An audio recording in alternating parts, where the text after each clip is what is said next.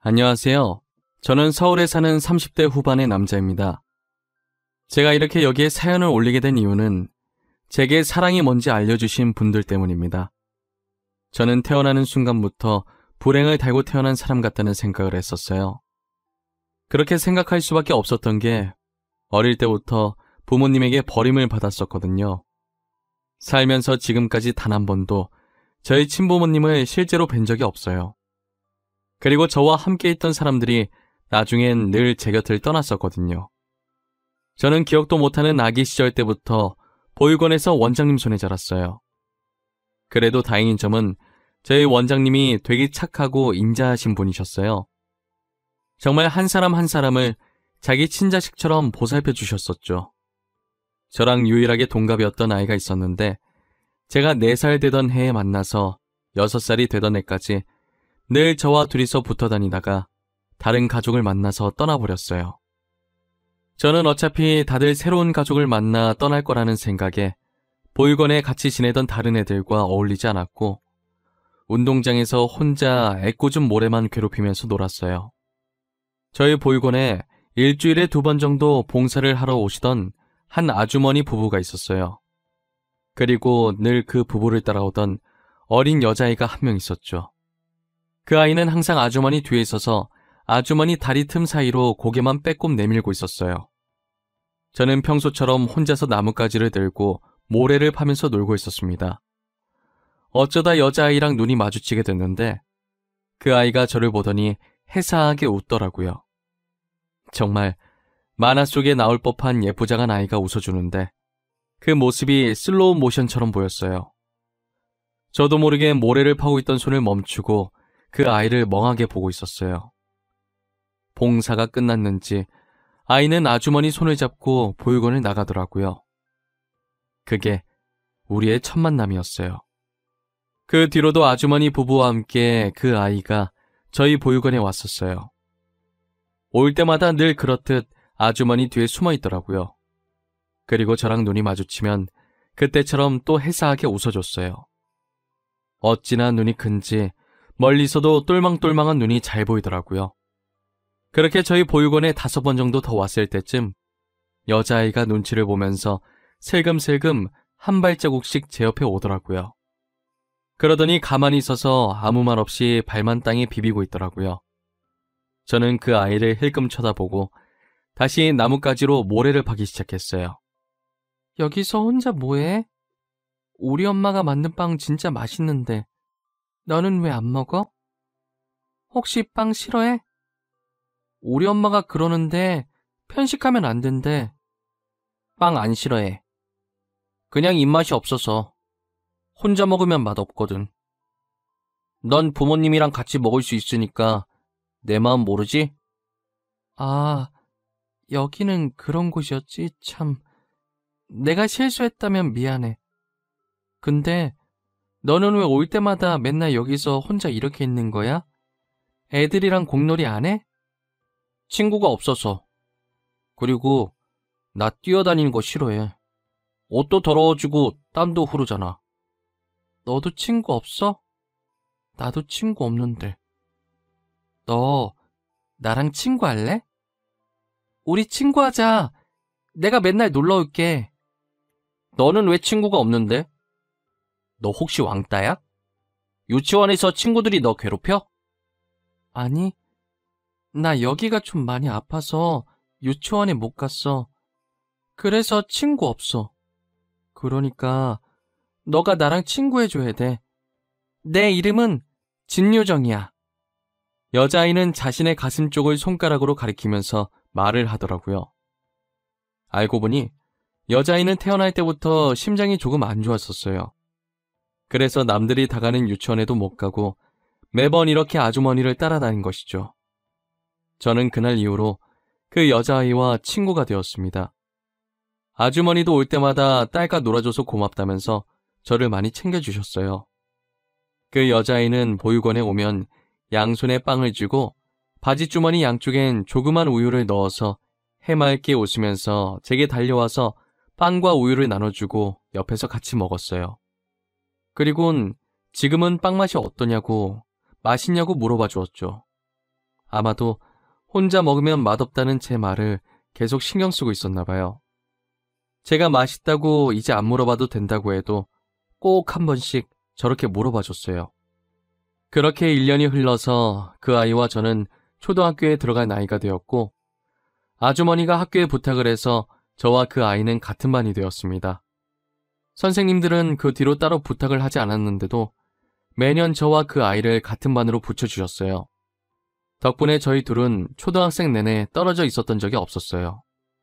그리고 중학생이 되던 해에 그 여자아이가 어디론가 사라진 거예요. 동네 사람들 말을 들어보면 심장이 갑자기 안 좋아져서 급하게 수술을 하러 서울에 있는 대학병원에 갔다고 하더라고요. 수술만 받고 다시 돌아올 줄 알았는데 아예 이사를 간 것 같았어요. 그래서 저는 그 뒤로 그 아이의 소식을 들을 수가 없었죠.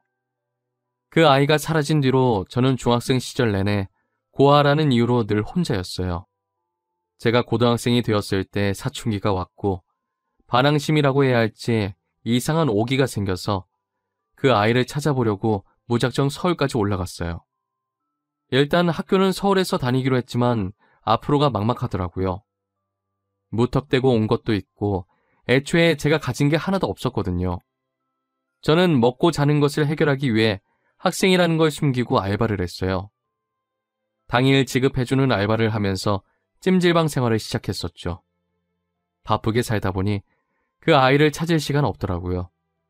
만약에 제가 돈이 있었더라도 그 아이에 대해 아는 거라곤 이름뿐이라 찾기가 힘들었죠.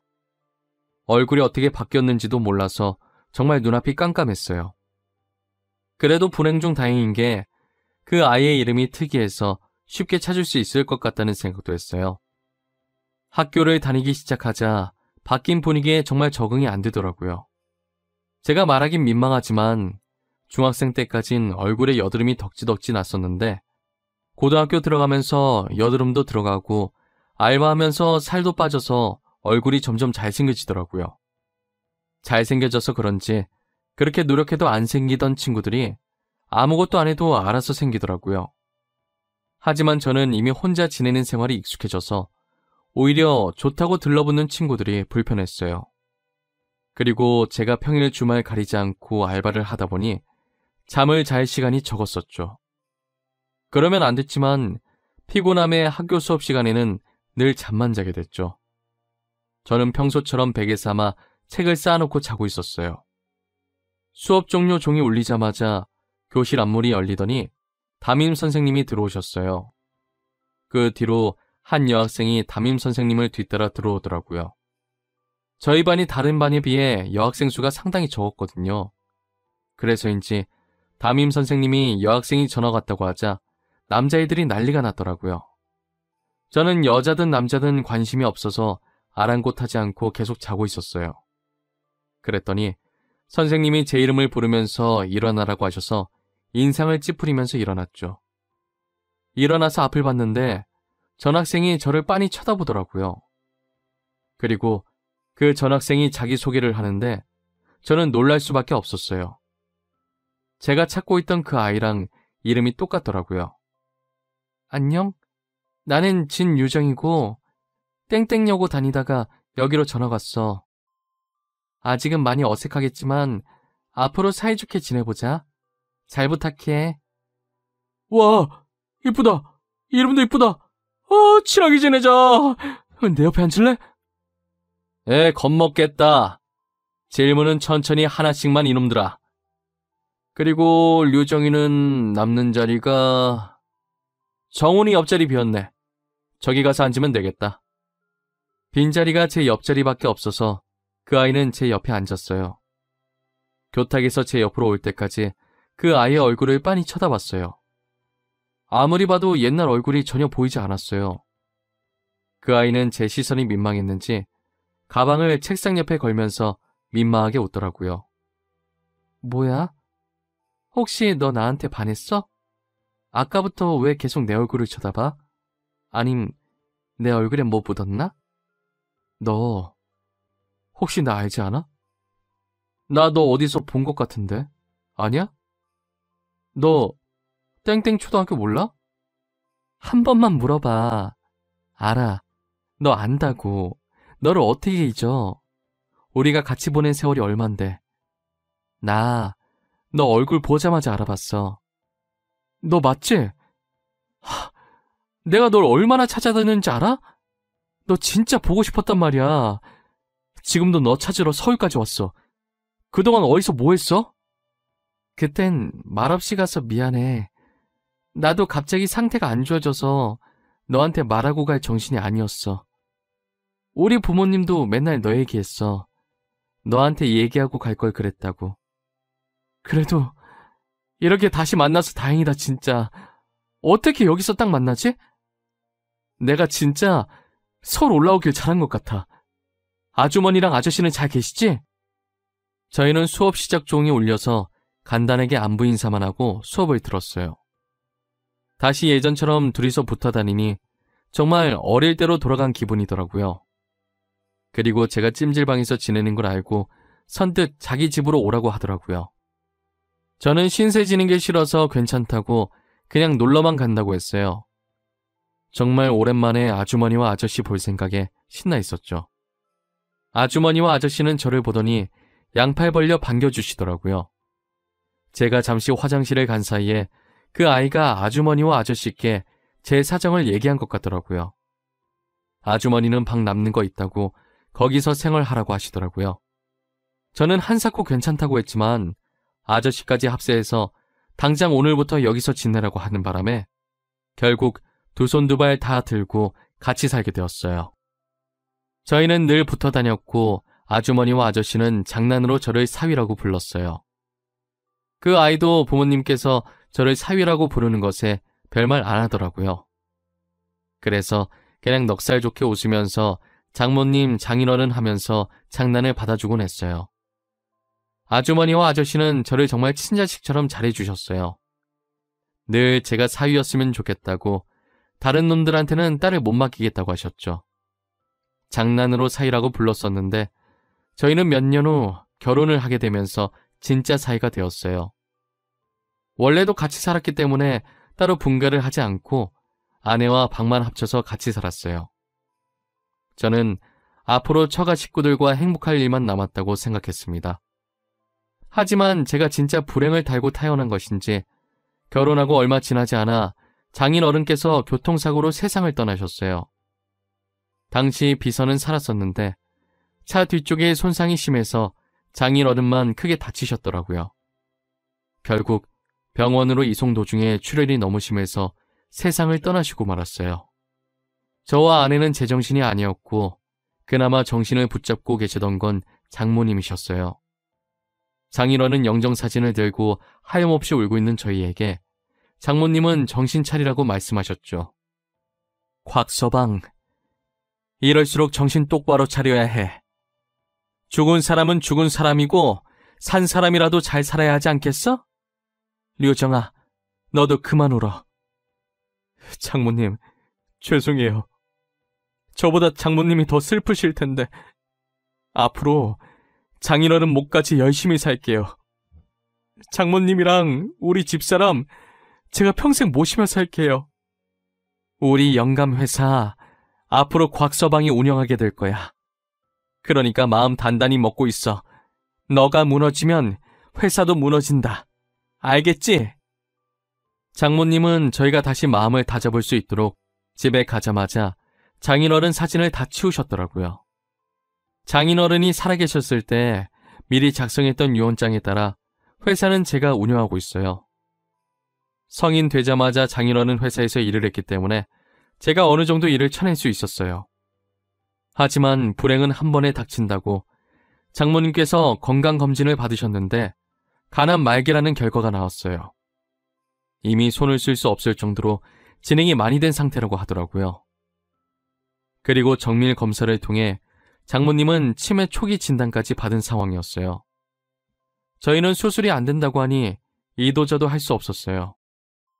아내는 회사에서 중요한 프로젝트를 하고 있었고 저도 인수인계 받은 지 얼마 되지 않아서 정신이 하나도 없었어요. 거기다 코로나 때문에 병원 방문도 잘 못했더니 장모님의 치매 진행 속도가 빨라졌더라고요. 치매 환자분들은 가족들이 자주 안 오면 버림받았다고 생각을 한다더라고요.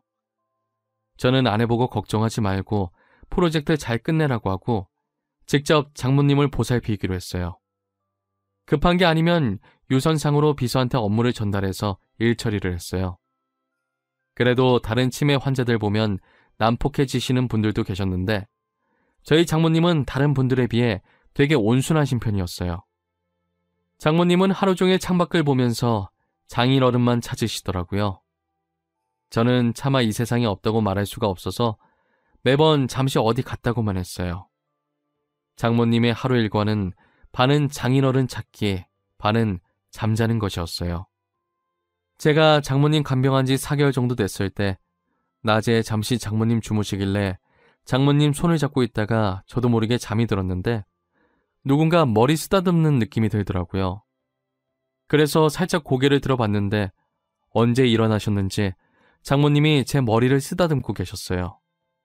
장모님께서는 정말 오랜만에 멀쩡한 정신으로 제게 말을 거시더라고요. 정훈아, 맨날 곽서방 우리 사이 하다가 이름 정말 오랜만에 불러보네. 나 때문에 고생이 많지? 너네 안 힘들게 하고 싶었는데 내가 치매에 걸려서 힘들게 했네. 미안해. 아니에요. 하나도 안 힘들어요. 장모님 병간호는 100번이고 더 할 수 있어요. 그러니까 너무 미안해하지 마세요. 아프고 싶어서 아픈 게 아니잖아요. 그렇게 생각해주면 너무 고맙고 너가 우리 류정이 옆에 있어줘서 얼마나 다행인지 몰라. 어릴 땐 툴툴거리면서도 류정이가 해달라는 거 다 해주고 커서는 어쩜 이렇게 다정한지. 저는 별로 한 것도 없는데요, 뭐. 장모님이랑 장인어른께서 잘해주시니까 저도 그걸 보고 배워서 흉내만 내고 있는 거죠. 저 아직 장모님이랑 장인어른 따라가려면 멀었어요. 우리 정훈이는 뭐든 잘할 거야. 일도 잘할 거고 우리 류정이한테도 잘할 거고.